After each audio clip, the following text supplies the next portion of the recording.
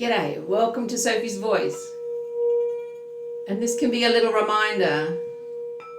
Our beautiful singing bowl can be a reminder. Does it ring true? Does it have the ring of truth?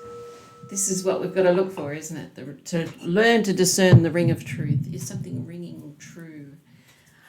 So this week I want to talk a bit about, to continue on from what we talked about last week. So last week I shared a couple of other people's material that related to the idea of not being afraid of the New World Order or the Illuminati or whatever it is that is being set up in our world that is getting more and more overt. And there's a lot of weird stuff going on, and like the drops of the Epstein files is really shaking a lot of people's sense of reality.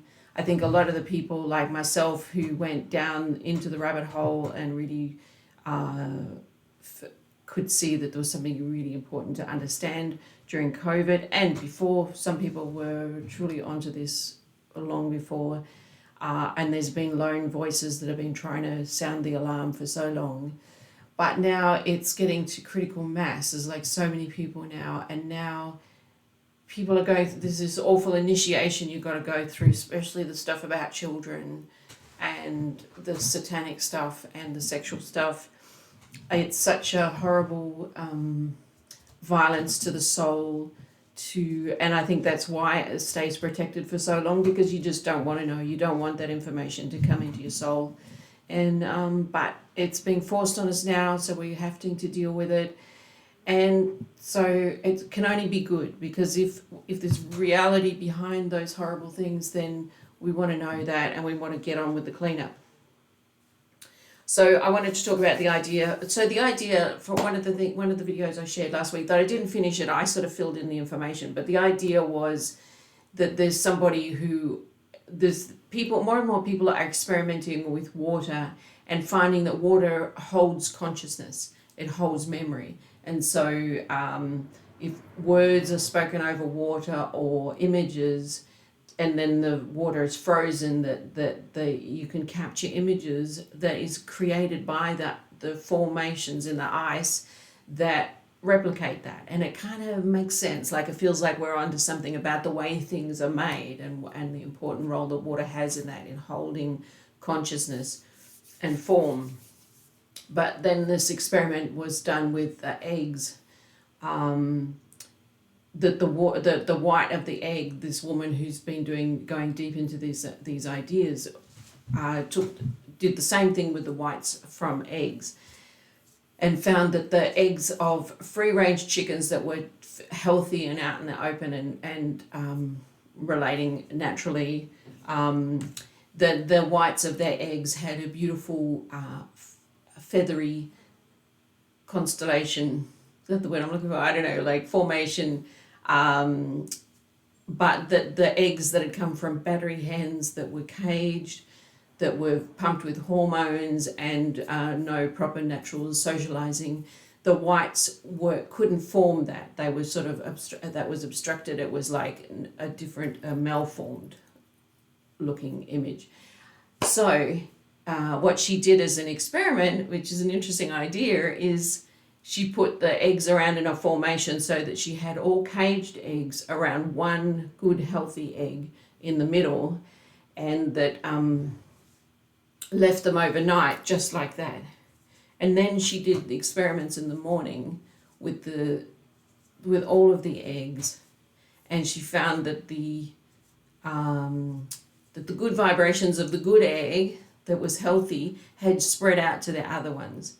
So the unhealthy caged eggs that were unhealthy and not able to form their proper consciousness properly, they were affected by the egg in the middle. And so I want to start it's almost like this podcast or something is like, it's the good egg. It's the good egg revolution, because I feel like this is, to get hold of this is, I think, to understand our way through what we're traveling through as the whole of humanity and as individuals. So last week I was talking about being that good egg, and that's how we influence our world and our future, is to be in a good state and to influence our environment like that, and not to be stressed out on the surface of like what are people going to do to me, what's going to happen, like, and to retract in fear, but to allow our state of love to be bigger and stronger and to change the world around us. So I think the deeper you go and the more profound your good state, your good egg state is, the more profound it affects things on that level. But if you're correcting yourself on a superficial level, then it just creates actually more stress because of that effort to be good, and it creates a battle between good and bad on the surface, where people are sort of aware of those ideas. So this is about getting your soul right. So that's right. So it's not just about sitting around like peaceful, meditating, saying Om, and being Zen. That's not what we're talking about, because it's like sometimes it's like, oh, well, that's just easy. You just sit around and be really peaceful. But it's not that. It is a battle. We are in a battle, but it's understanding what the battle is and what our weapons are that is going to make us successful. So if we are trying to fight with the battle, with the weapons, with the wrong weapons, we're going to be defeated. So if we're trying to, like, that we know, like if we know that there's people that on a worldly level are very powerful, very rich, and able to crush us at whim, which is pretty much true and becoming more and more evident that, people that are standing up, that they're going to get shut down.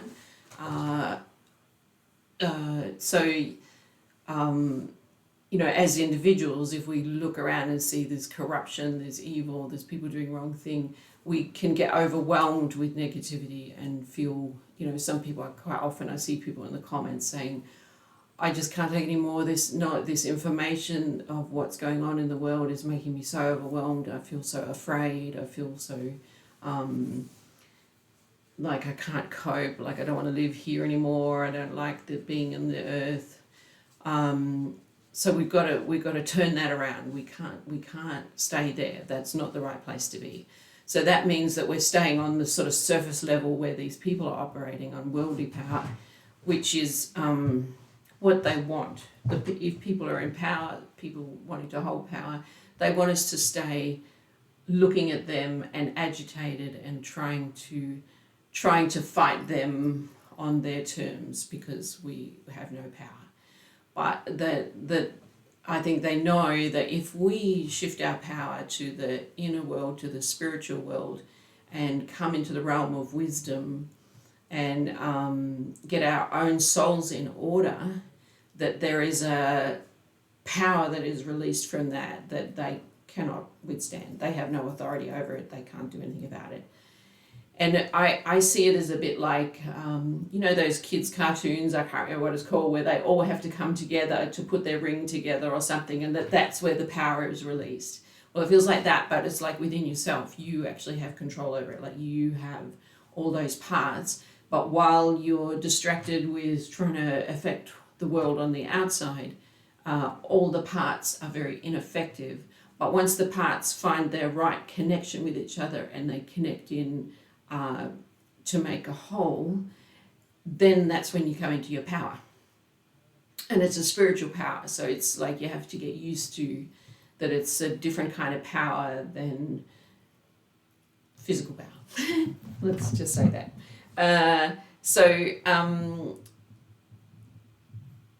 it's about deciding that we want to be part of the solution and not part of the problem. So the big part of this spiritual journey, so it is hard work, but it's a different type of hard work than hard work. So it is discipline, and it is focus, and it is intention. Like you have to be strong on intention and desire.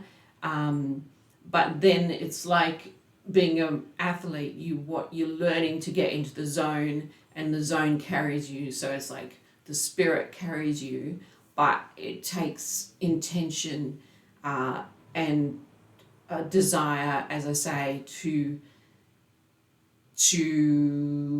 hold to that orientation, and allow those changes, the pain of the changes that need to happen, because that's the first big thing, is our willingness to allow ourselves to be changed on a very profound level.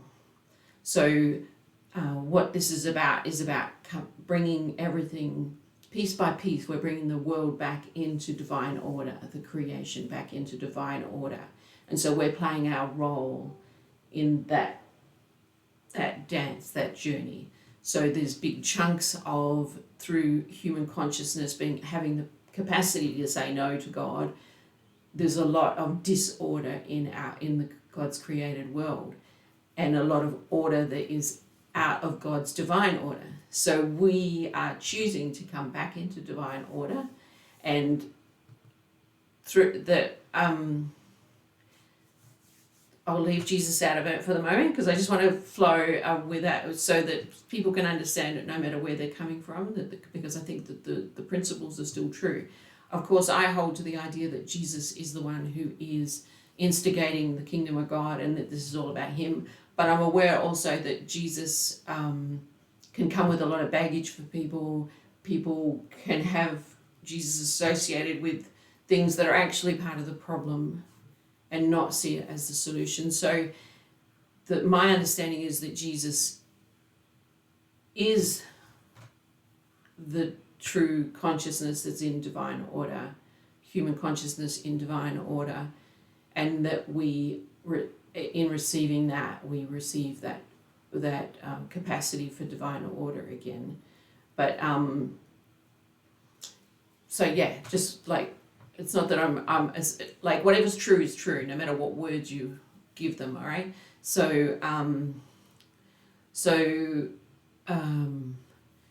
this is the way of the spirit. So it's like going the way of the soul and digging deep into that deep foundation to get to something that's solid, and not just on the superficial changeable parts of you, but digging down and being willing to go on that lonely inner journey of your own maturity, which no one else can go with you on that journey, and that life's pain and difficulty will actually help you to go on that journey if you are gracious about what happens to you, and accept graciously the hardships that happen to you, and allow them to be the thing that changes you. And also, your information, when you realize that you've been holding a wrong attitude to someone or something, to allow that to shift, to go through that pain of that death, of letting go of that position that you've been holding on to, that's given you a sense of power, or whatever it is that's given you. And so it can be a kind of dying process of, like, you're dying to an old self. So there's an old self that belongs to this world system, and there's a new self that's of the spirit, and the spirit is unchanging, and that's the source of eternal life. And so yes, we've got to be willing to be reshaped, and it's continual, and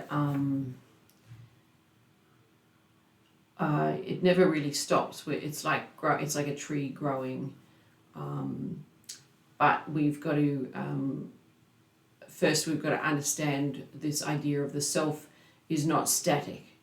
So if we've grown up, we're disconnected from God to varying degrees, and so the self becomes the sort of idol that we try to hold, this concept of self, to give us a sense of security that we think of as our identity, and that where we have control. But we realize, as we go through life, we realize that it's a false sense of security to have the self as the center.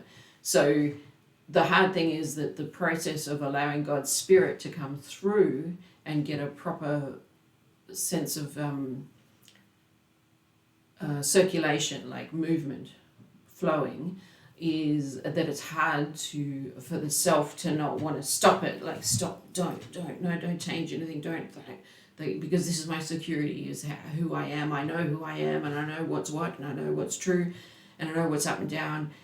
But we're on this transition to coming into divine order, and divine order is letting the flow of the spirit come through, and that the battle is between the self and the spirit, and the self wants to block the spirit because the spirit is like water, and it comes and it washes and it changes, and that living element is always moving and changing, and that the self is that old self is wanting to control, and that's why it'll want to control other people, things, accumulate power. It's a different kind of power.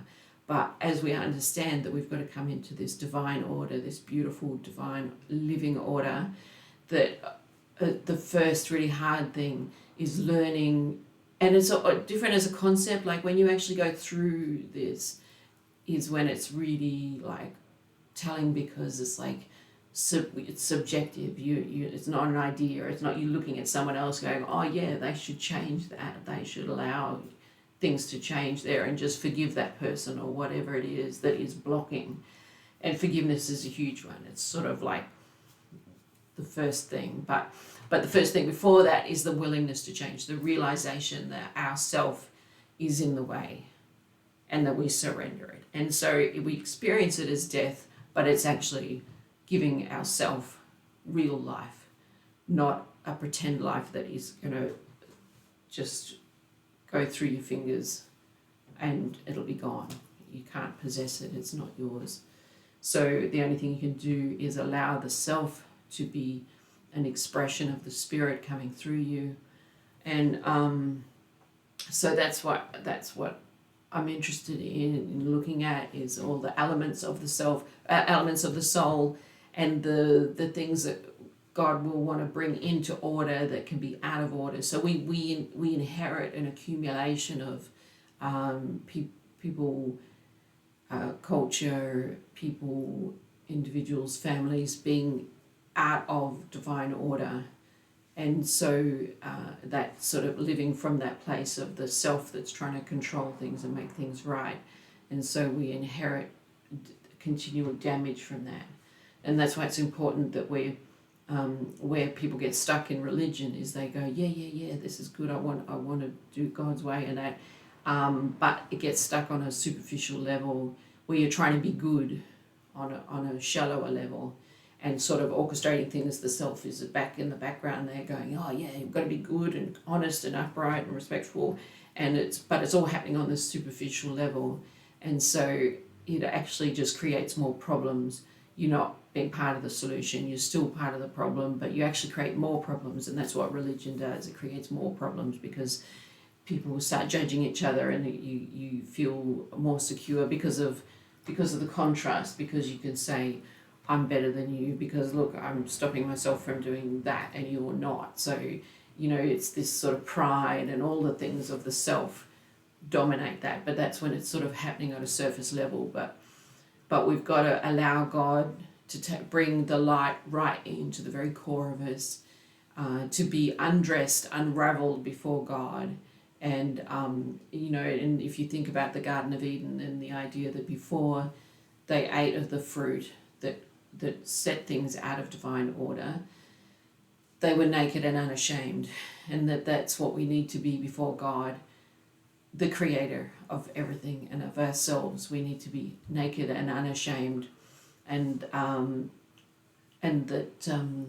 that then we can allow that change to happen. Because God is always wanting to bring things into divine order. That's the pull of God, is to bring things into divine order. But the false God of religion that's where we get that confusion, and that can be a real problem, is that we keep getting drawn back. We start to go towards God, and then we get sucked across to the side into like, oh yeah, I've got to do good, and I did that wrong, and it's like, oh. So learning to discern those two things is like huge. I think that's been huge in my journey myself. I can testify to that and it goes on being a hard one to work out, because that religious pool can seem to be all the words and it's all about righteousness, but it's not true righteousness. and it can hold things for a time before the spirit breaks forth. It can hold things to sort of represent the thing that you want, which is healthy and divine order. It's about divine order, everything in its right place, relating in the right way, because there's nothing in creation that shouldn't be here. Everything belongs, but you've got to have right order. Everything's got to come back into right order, divine order, everything being in right relationship, and love, of course, is primacy in that, and holding everything together. So yeah, it's a good egg revolution. And this is what's going to change the world and bring us into this new age. We're coming into the age of the spirit, where we're going to come into our inheritance of flowing in the spirit. And I believe even between the worlds, between the next world and this world, that the veil is going to thin, and I don't really know what it's going to look like, but I feel that it's very exciting that this old world is going to destroy itself. It is destruction itself, and it's going to destroy itself, and we don't want to be in that. We don't want to be attached to it as it does that. We want to be free in the spirit and operating not in rebellion to it, not trying to fight it, just being present where we are, walking in truth, walking in peace, knowing that the authority in us is higher than any authority on this world. Yay! All right. Blessings. See you soon. Bye.